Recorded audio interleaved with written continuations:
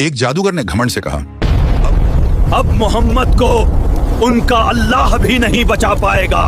लेकिन उसे यह नहीं पता था कि अल्लाह अपने नबी की हिफाजत खुद करता है। रिवायत में आता है कि रसूल अल्लाह सल्लल्लाहु अलैहि वसल्लम के कुछ दुश्मन जो हसद और नफरत रखते थे, मदीना के एक जादूगर के पास गए जिसका नाम था लबीद बिन आसम। उन्होंने मिलकर उसे कुछ अशरफियां दी और कहा, हमें उम्मीद है कि तुम यह काम कर सकते हो, मोहम्मद सल्लल्लाहु अलैहि वसल्लम पर जादू करो। लबीद ने जवाब दिया, मुझे थोड़ा वक्त दो, मैं वो जादूगर हूं जो फूंक मारकर इंसान को राख कर सकता हूं। रिवायत में यह भी आता है कि लबीद अकेला नहीं था, इस गुनाह में उसकी बीवी और बेटी भी उसके साथ शामिल थीं। कुछ वक्त बाद लबीद को रसूल अल्लाह सल्लल्लाहु अलैहि वसल्लम की कंघी और कुछ बाल मिल गए। ये बाल उस वक्त मिले जब आप अपने बाल बना रहे थे और कंघी में फंसे हुए बाल गिर गए थे। लबीद ने वही बाल उठाए और जादू करना शुरू कर दिया। उसने धागों की गिरहें बांधी और उन पर सख्त जादू किया।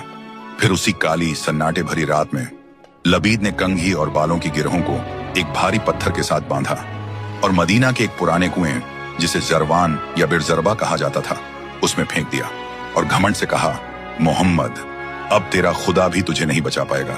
इसके बाद रसूल अल्लाह सल्लल्लाहु अलैहि वसल्लम को अचानक कुछ अजीब महसूस होने लगा, कभी कमजोरी, कभी थकान, कभी दिल पर बोझ सा।